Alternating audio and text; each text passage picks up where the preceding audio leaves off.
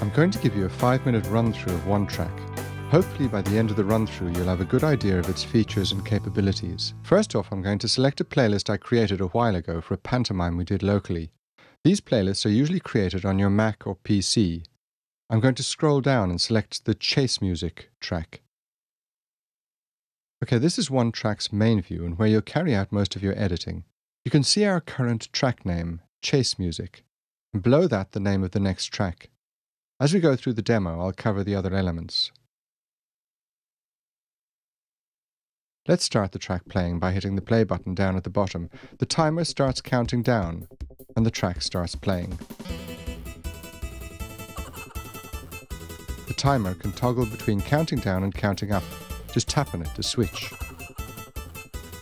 Okay, this track is 1.5 minutes long and I'd like to top and tail it for now. First thing to do is to open the Time tab. Next I tap on the Mark In icon and then tap on the blue button. My new track start time is now at 25 seconds. Similarly, I tap on the Mark Out icon and hit the blue button when we reach the right point. And finally, I'll set a short count-in time to give us a bit of breathing space before each loop starts and tap on the green button to OK my choice.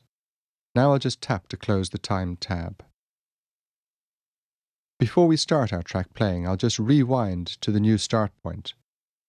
Then I'll turn on looping by tapping on the loop button. And autoplay as well, so the track will restart each time it loops around. Okay, now we're ready to hit the play button. The count-in starts and our short excerpt starts playing. I slide the lock to the on position and OneTrack will loop around and around ad infinitum. The lock also prevents OneTrack from going to sleep. This is the preferred setup for performances. Sometimes, however, we need to break in on a performance, and for this, OneTrack has a panic button. Tap it once and you get a 2-second stop button. Tap it twice and you get a 2-second pause button. If you hit stop and rewind, you'll be brought back to the start of your track. As we hit pause, we will restart from where we paused. Let's unlock and return to our main view. To reset our in and out points, we open up the Time tab again. Tap on the Mark In icon and hit the red button. This will reset our Mark In point to 0. Our Mark Out point is reset in the same way.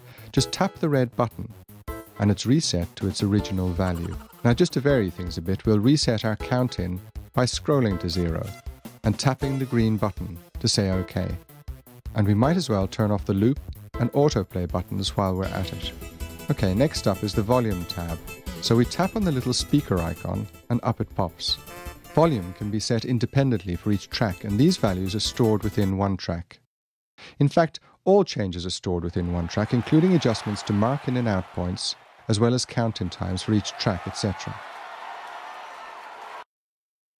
My next tap will switch us to the previous track again. Now I'll close the volume tab.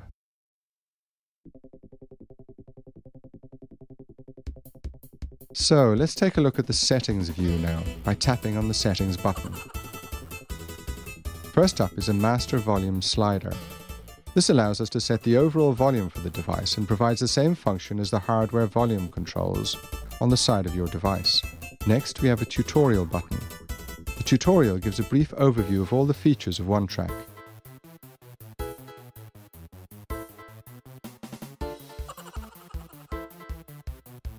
Emails can be sent directly from within OneTrack if you have an internet connection, and please do post your comments on the App Store if you get a moment, for others to read. And at the bottom we have the Reset All Settings button. As I mentioned earlier, OneTrack stores all your settings for track volumes, count-ins, etc., so don't forget to clear them out every now and then when you've finished with them. Every couple of months should be fine. Something I didn't cover earlier is scrubbing. You can just drag the little silver ball to any point in your track, whether it's playing or not.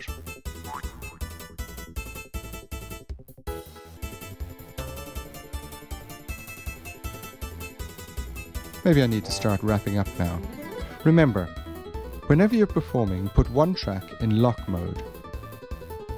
I probably don't need to tell you the importance of rehearsing with it before going in front of an audience, but I'm going to say it anyway. Rehearse endlessly. It always pays off. And here we have the perfect example of OneTrack in use. Our track ends gracefully, our next track is lined up, and OneTrack presents us with a large play button. Simple as that. One track at a time.